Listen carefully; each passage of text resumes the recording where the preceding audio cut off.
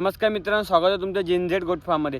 मित्रांनो, बरेच लोकांचे मला कमेंट होत्या की तू शेळी पालनाच्या अगोदर काय करत होता, कसं तुला शेळी पालन सुरू केलं. तर सांगतो. हे बघा, मी माझ्या गावामध्ये 15,000ची एक नोकरी करायचो. त्या नोकरीमध्ये समजा माझ्या आर्थिक गरजा माझ्या पूर्ण नाही व्हायच्या.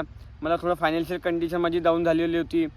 नंतर मी मोबाईलमध्ये जेव्हा बघायचो शेळी पालनाचे बरेच व्हिडिओ मी शेळी पालनाचे मोबाईलवर बघितले. मोबाईलनंतर असं वाटलं की शेळी पालन ते एकदम सोपं आहे. पण मोबाईलमधून असं वाटलं की शेळीपालन तर एकदम सोपं आहे, पण असं नाही आहे मित्रांनो. शेळीपालन जेव्हा तुम्ही रिअलमध्ये करतात तेव्हा तो लय खतरनाक, म्हणजे मोबाईलवरून तो चांगलाच दिसतो आणि करल्यानंतर पण तुम्हाला समजेल की शेळीपालन कसं असतं. तर माझी अशी जर्नी झाली की मी 3-4 महिने त्या कंपनीमध्ये काम केलं. तिथून 5-50 हजार मला मिळाले 3-4 महिने काम करून. त्यानंतर मी छोटे पाऊल उचलले शेळीपालनातून. मग मला घरच्यांचा चांगलाच सपोर्ट मिळाला. त्यानंतर मी शेड बांधलं, फॅन्सिंग केलं. त्यानंतर शेळ्या खरेदी केल्या, बघू शकता शेळ्या खरेदी केल्या.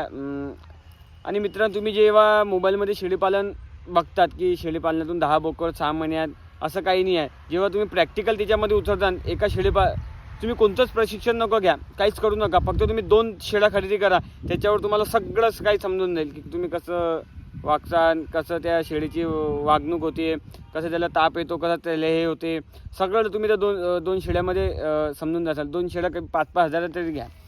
तसं तुम्हाला प्रॅक्टिकल एकदम परफेक्टली समजेल. आणि काही अडचणी असल्यास तर तुम्ही मला डायरेक्ट संपर्क करू शकता. डायरेक्ट मला कमेंट करा, मी तुम्हाला त्याचा 100% रिप्लाय देईल. आणि शेळीपालनामध्ये असं होतं की शेळीपालनामध्ये चांगलाच प्रॉफिट मिळतो. हे असं नाही की आपले पैसे गेले की मिळणार नाही, असं नाही. बघू शकता माझ्या शेळ्या तर चरायला सोडलेल्या मी रानाच्या बाहेर. मस्त चरतात एकदम बढियापैकी.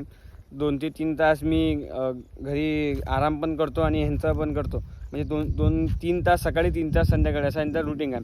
यांना फीडमध्ये मी मक्का गिक्का आपलं आणि चरण आणि भुसकट देतो मी तुरीचं. त्यानंतर तुम्हाला कधी शेळीपालन सुरू करायचं असेल तर तुम्ही मला डायरेक्ट मेसेज करू शकता. एक नंबर मी मेन्शन करून देईन, त्यावर तुम्ही मला संपर्क करू शकता. धन्यवाद.